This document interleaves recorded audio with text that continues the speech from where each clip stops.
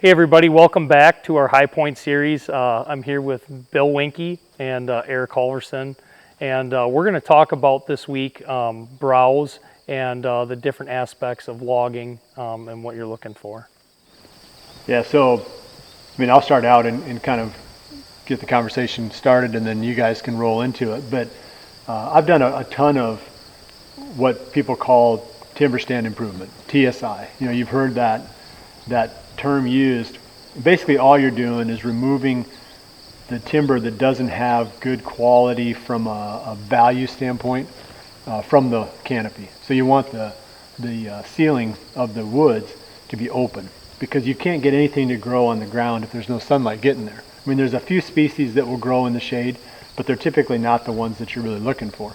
So in order to get any oak regeneration, or for that point, even a lot of browse to come in, you've got to have sunlight getting to the ground. So in order to do that, obviously you got to kill some trees. So you got to be super careful about this. So I think it's a whole process of how do you identify what to kill, how do you kill it? Do you harvest it for sale? Do you just cut it and leave it lay? Do you hinge it and lay it over and leave it alive? Do you spray the stump?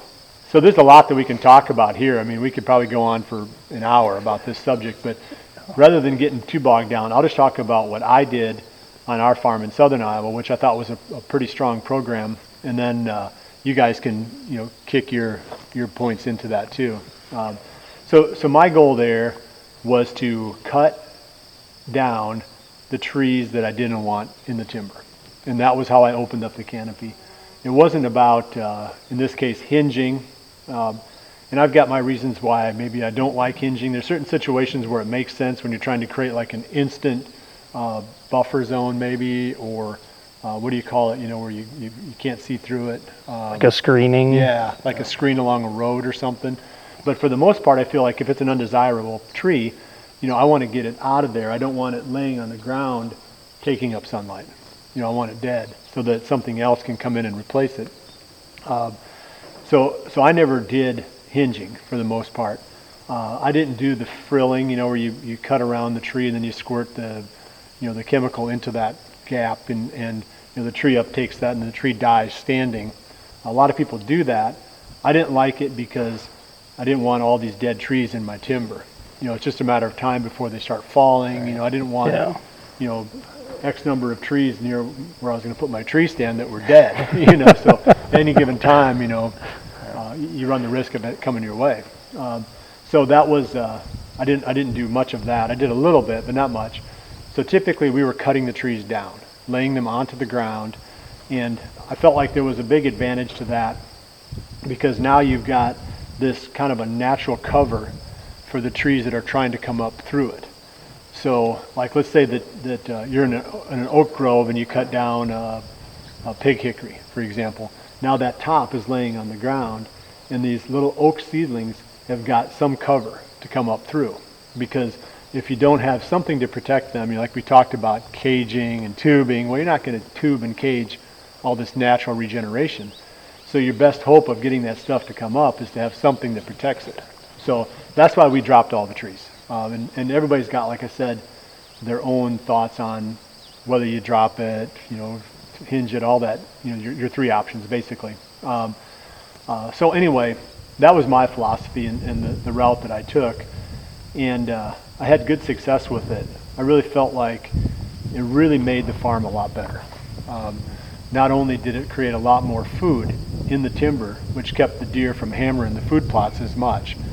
So now, let's say they come into your food plot or your cornfield or your bean field, whatever, your ag fields, with their stomachs 50% full. That's way better than if they get there with their stomachs 25% full. Yeah. So they're just going to eat less of the commercial for the food plot, which means that in December and January and February, there's more of the stuff that you planted that's still there.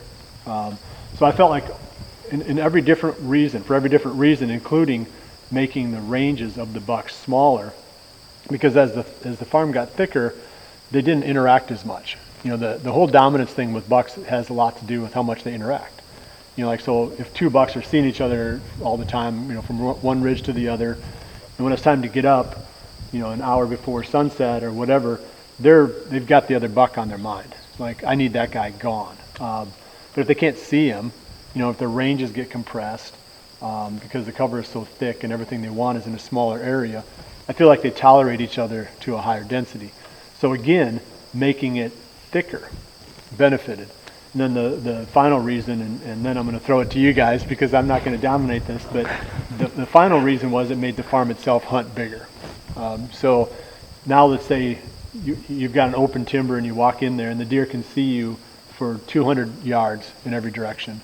And you're just walking along. Well, you just cleared basically a quarter of a mile of your timber, 200 yards in each direction, where deer they knew that you were there.